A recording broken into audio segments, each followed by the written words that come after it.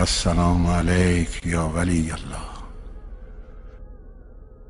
السلام علیک یا نور اللہ فی ظلمات الارض یا علی ابن موسی الرضا علیہ السلام۔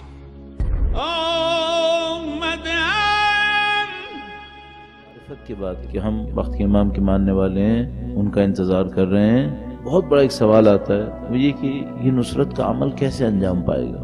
مثلا جیسے کہ ہم لوگ جاتے ہیں جہاں کہیں بھی نصرت امام کے اوپر بات کرتے ہیں تو سامنے والا پوچھتا ہے مولانا یہ پتہ ہے کہ امام تشریف لائیں گے تو دنیا کے حالات کیسے ہوں گے، کون سا اسلحہ ہوگا، ٹیکنالوجی آگے جائے گی یا ٹیکنالوجی پیچھے جائے گی۔ اور مثلا کبھی ہم ان سے کہتے ہیں تمہیں کیا غرض کہ ٹیکنالوجی کیا ہوگی، تو وہ کہتا ہے ہم ٹیکنالوجی دیکھ کر تیاری کرنی پڑے گی نا، کہ مثلا جو امام کے زمانے میں ٹیکنالوجی ہوگی۔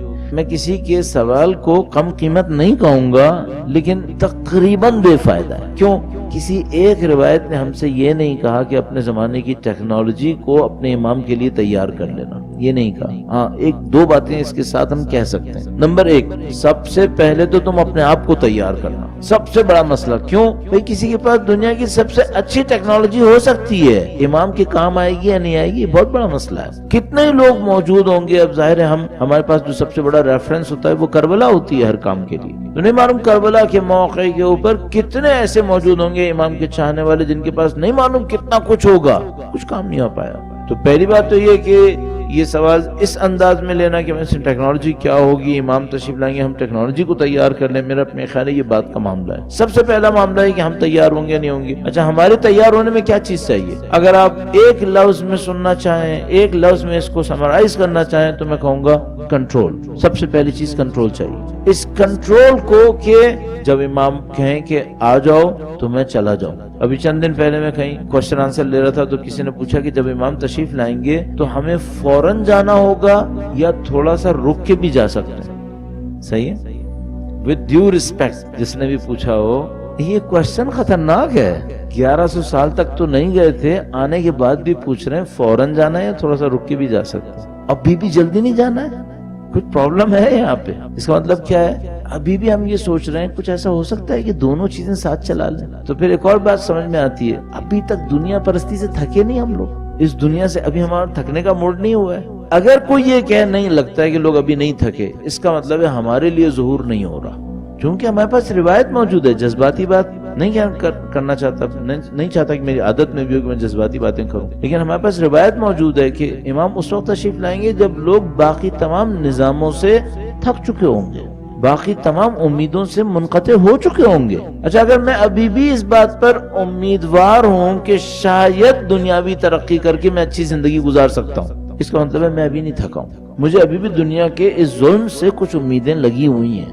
کاش ایسا ہوتا کہ میری عقل اتنی اچھی ہوتی کہ میں یہ جان لیتا کہ یہ جو ظلم کا نظام ہے شاید مٹھی بھر چند لوگوں کے کام آ رہا ہے، باقی کسی کے کام نہیں آ رہا۔ میں ایک دفعہ ٹرکی سے ناروے جا رہا تھا، میرے برابر میں نارویجن بیٹھا تھا، تو میں نے اس کے ملک کی تعریف کی، میں نے کہا تمہارا ملک بہت اچھا ہے، 8 سال سے اسٹینڈرڈ آف لیونگ کے اندر ٹاپ کنٹری آ رہا ہے BBC کے سروے میں۔ تو اس نے جیسے ہی سنا اس نے بہت اچھا جواب دیا، کہنے لگا کتنے لوگ ہیں ہم ناروے میں؟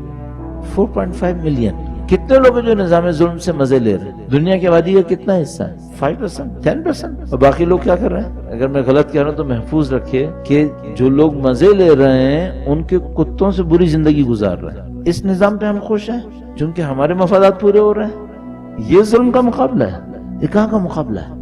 یہ ہمراہی ہے۔ تو عزیزان محترم مجھے ایک بات سمجھ میں آتی ہے، ہمیں اس نظام پہ خوش ہونا چاہیے جو کم سے کم انسانیت کی اکثریت کو کچھ دے دے۔ یہاں اکثریت کا تو کوشچن ہی نہیں ہے، یہاں تو خود سسٹم ایکسیپٹ کر رہا ہے کہ بھائی یہاں مٹھی بھر لوگ ہیں جو فائدہ اٹھا رہے ہیں، باقی سب پس رہے ہیں اس کے اندر، اور جو پس رہے ہیں ان کی تعداد بڑھتی چلی جا رہی ہے۔ حتیٰ 100 سال پہلے جو ہمارے درمیان ڈسپیرٹی تھی اب اس سے بھی زیادہ بری حالت کے اندر ہم اس وقت موجود ہیں۔ اس کا مطلب یہ نظام نہیں چلے گا یہ۔ اچھا ایک اور مسئلہ بھی ہے، کبھی نہ کبھی وقت آئے گا جب یہ نظام ہماری گردن بھی کاٹے گا، ہمیں بھی اس حلقے سے باہر نکال دے گا جو مزے لینے والا حلقہ تھا۔ کیوں؟ یہ سرکل مسلسل اسکویز ہو رہا ہے، یہ سکڑتا جا رہا ہے۔ اس کا مطلب یہ کہ کوئی ٹائم آنے والا ہے اس نسل میں، اگلی نسل میں، جب یہ اپنے حلقے کو اور سخت کرے گا۔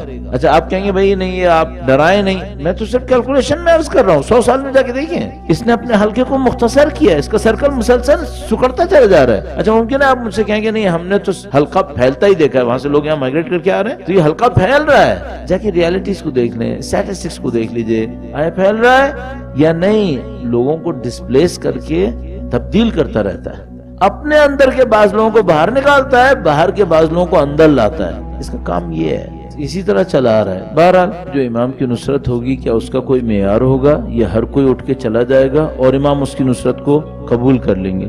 ہمیں یہ احساس ہوتا ہے کہ ہر کوئی اٹھ کے جا ہی نہیں پائے گا. کیوں؟ دنیا میں تو یہی دیکھ رہے ہیں. مثال کے طور پر اگر کوئی رات کو بے فکری کے ساتھ گناہ کرتا رہتا ہے، صبح فجر پہ آنکھ کھلتی ہے؟ نہیں. اگر کوئی اپنی زندگی میں گناہ بڑھاتا رہتا ہے تو پھر عبادتوں کی، صحیح عبادتوں کی توفیق ملتی ہے؟ نہیں. کیا تجربے سے نہیں گزری ہیں یہ سب چیزیں؟ 25 دفعہ گزری ہیں. کیا عرفا نے بیان نہیں کی ہیں؟ بہت دفعہ بیان کی ہیں. مثلا کسی نے آیت اللہ عظمیٰ بہجت سے پوچھا کہ میری فجر کی نماز قضا ہوتی ہے میں کیا کروں؟ انہوں نے کہا ظہر عصر مغرب عشاء صحیح وقت پہ پڑھو، چونکہ جب تم دن میں پڑھ سکتے ہو اس کے ساتھ تم گڑبڑ کرتے ہو صبح کو خدا اٹھنے کی توفیق ہی نہیں دے گا. لیکن جو دن میں پڑھنے والی نمازیں اگر تم ان کو ڈھنگ سے پڑھ لو تو بھائی ایک سادہ سی بات ہے، یہ فرشتے خدا نے کس کام کے لیے رکھے ہیں؟ کیا ان کی اسائنمنٹ میں سے ایک یہ نہیں ہے کہ بندوں کو ہدایت میں مدد دیں؟ تو یہ ایک آدھ فرشتہ کو مجھے اٹھانے پہ مامور نہیں ہو سکتا؟ یہ اتنے ڈھیر سارے فرشتے بیٹھے ہیں جن کا حساب کتاب بھی نہیں، کتنے لاکھوں کروڑوں اربوں کتنے ہوں گے بھی اس نظام کے اندر، کیا مجھے اٹھانے والا ایک فرشتہ نہیں آ سکتا؟ شیخ عباس قمی کا مجھے یاد ہے، شاید انہوں نے تحریر کیا تھا کہ انہوں نے اپنے حالات میں لکھا، یا شیخ عباس قمی کا تھا یا کسی اور کا تھا، کہ انہوں نے کہا کہ بعض اوقات نماز شب کے لیے کوئی مجھے دھکا دے کے اٹھاتا تھا، اور بعض اوقات ایسا ہوتا تھا بہت محبت سے کہتا تھا کہ مثلا شیخ عباس اٹھو نماز پڑھو. تو کہنے گے میں غور کیا کہ کبھی بہت محبت سے اٹھاتا ہے اور کبھی ہماری عرف عام میں ٹھڈا مار کے اٹھاتا ہے، یہ کیوں ایسے کرتا ہے میرے ساتھ؟ تو کہنے گے میں نے احساس کیا کہ اگر میں کوئی مکروہ کرتا ہوں تو اس کا موڈ خراب ہو جاتا ہے، اگر میں کوئی مکروہ بھی کرتا ہوں نا دن میں اس کا مزاج خراب ہوتا ہے، صبح کو یہ ڈانٹتا ہے پھر، اور اگر میں دن صحیح گزارتا ہوں تو صبح کو مجھے محبت دکھاتا ہے. صحیح ہے. ابھی میں ایک بات سوچتا ہوں، اگر ہمارے گناہ ہمیں فجر کی نماز سے بھی محروم کر سکتے ہیں، ہر کوئی منہ اٹھائے گا جا پائے گا؟ جا ہی نہیں پائے گا. کتنے لوگ کہتے ہیں ہم توبہ کریں گے، کر پاتے ہیں کیا؟ نہیں، بغیر توبہ کے مرتے ہیں. کتنے واقعات ہمارے پاس موجود ہیں. یہ جو توفیق کا نظام ہے، یہ توفیق بہت عجیب پراسرار لفظ ہے اس معاملہ میں، کہ اگر خدا نے نعوذ باللہ تعالیٰ کوئی آدمی اصولوں کے اوپر زندگی نہیں گزارے گا تو بھائی یہ پھر بہت مشکل ہے کہ وہ امام کی نصرت کے لیے پہنچ پائے گا. برا رزلٹ نہیں لیجیے گا. بہرحال امام کی نصرت اس معاملے میں حاجی بننے کی طرح نہیں ہے. حرام کے پیسے بھی سے لوگ حج کرنے چلے جاتے ہیں، لیکن کوئی حرام کے پیسے سے کربلا نہیں پہنچا. حاجی اس وقت بھی تھے. البتہ خدا نہ کرے نعوذ باللہ حج یا بیت اللہ کی بے حرمتی کرنا ارادہ میں نہیں ہے میرا، لیکن میں آپ سے عرض کر رہا ہوں کہ اگر کوئی اتنا چاہے نعوذ باللہ تعالیٰ کے حرام کے پیسے سے حج کر لے شاید پہنچ جائے گا، بلکہ یقیناً پہنچ جائے گا. ابھی تو بہت سو کو پہنچتے دیکھ لیا نا ہم لوگوں. لیکن ہمیں معلوم ہے کہ حجت خدا کی نصرت اس قانون سے باہر ہے، اس میں خاص قوانین واقعاً اسپیشلائزڈ لا اس میں امپلیمنٹ ہو رہے ہیں اور وہ ہر ایک کی بس کی بات نہیں ہے. تو میں تقریباً اس بات کے اوپر مطمئن ہوں کہ اس وقت جب امام تشریف لائیں گے وہ دن امتحان کا نہیں ہے، وہ دن انعام کا ہے، وہ رزلٹ اناؤنس ہونے کا دن ہے. یاد ہے جب ہم بچپنے میں اسکول میں ہوتے تھے تو ایک دن آتا تھا رزلٹ اناؤنس ہوتا تھا، ٹرافیز ملتی تھیں، شیلڈز ملتی تھیں. اس دن کسی کا امتحان نہیں ہوتا تھا، اور کوئی کتنا ہی دعویٰ کر لے کہ اب امتحان لو پھر میں دکھاؤں، اس وقت کچھ نہیں، اس وقت صرف انعام ملنا ہے یا نہیں ملنا ہے. تو میرا اپنے خیال ہے کہ اس دن جو کچھ ہوگا انشاءاللہ وہ آج کے اعمال کا یا جزا ہے یا سزا. البتہ میں ایک بات اور بھی عرض کرتا چلوں، بہرحال امام کی ایک شفقت اور ان کی ایک رحمت بہرحال ہے. کوئی ایسا نہیں ہوگا جو یہ کہ میں نے کوئی غلطی نہیں کی. بہرحال اگر منیمم سٹینڈرڈ کو کسی نے پورا کر لیا اور باقی گناہوں کے ساتھ ان رحمت کے دریا کے سامنے پہنچے گا تو وہ اپنی پاکیزگی سے اس کو پاکیزگی دیں گے. یہ طے شدہ بات ہے. کوئی اتنا پاکیزہ نہیں پہنچ پائے گا کہ امام کے سامنے کہے کہ میں نے کچھ نہیں کیا، میں صحیح آپ کی نصرت کے لیے آ گیا. نہیں، کچھ نہ کچھ سب کے ساتھ پرابلمز ہوں گی. اور ان سب کی پرابلمز کو پھر وہ وقت کے امام اپنی رحمت سے اور اپنی نظر لطف سے اصلاح فرمائیں گے. لیکن اس منیمم اسٹینڈرڈ کو میٹ کرنا بہرحال یہ کارنامہ ہے. منیمم کیا ہوگا؟ منیمم اتنا ہوگا کہ بھائی کم سے کم منہ نہ چھپانا پڑے. کوئی عذر ہی صحیح، معقول عذر پیش کرو، کچھ تھوڑا بہت کام بھی کر لو اور باقی عذر دے دینا.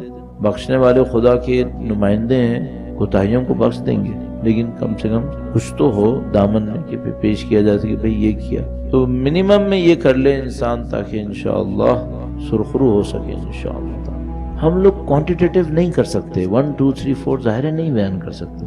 اتنا ہو کہ میں مطمئن ہو جاؤں کہ میں اپنے امام کے سامنے کم سے کم جواب دے سکوں گا کہ مولا میں کوشش کر رہا تھا. یہ جو آخری حربہ میں نے آپ کی خدمت میں عرض کیا، مثلا دنیا میں کتنے غریب ہیں، کاؤنٹلیس. اس وقت تو لگتا ہے کاؤنٹلیس. میں سب کی غربت دور نہیں کر پاؤں گا. البتہ میری مطلب غربت صرف پیسے کی نہیں ہے، غربت پیسے کی بھی ہوتی ہے، غربت تعلیم کی بھی ہوتی ہے، غربت عزت کی بھی ہوتی ہے، غربت جذبات کی بھی ہوتی ہے. کوئی کسی کا سمجھنے والا نہیں ہے. تو مثلا میں کیا کر سکتا ہوں؟ ٹھیک ہے میں سب نہیں کر سکتا، سب کی غربتوں کو دور کروں، لیکن میں اتنا کر سکتا ہوں جتنا میں کر سکتا تھا اتنا میں نے کوشش کری. اس کے اوپر مجھے جواب دینا، اور یہ میری ایک آنیسٹ ایفرٹ ہوگی جو انشاءاللہ امام کے حضور جواب دینے کے قابل بنائے گی مجھے انشاءاللہ. اپنے آپ کو تیار کرتے رہیے، اپنے کنٹرول کو بڑھاتے رہیے اور اپنے اٹیچمنٹس کو کم کرتے رہیے. 2 لفظ میں یہ تیاری خلاصہ ہو سکتی ہے. کنٹرول بڑھا لیجیے، اٹیچمنٹس کم کر لیجیے.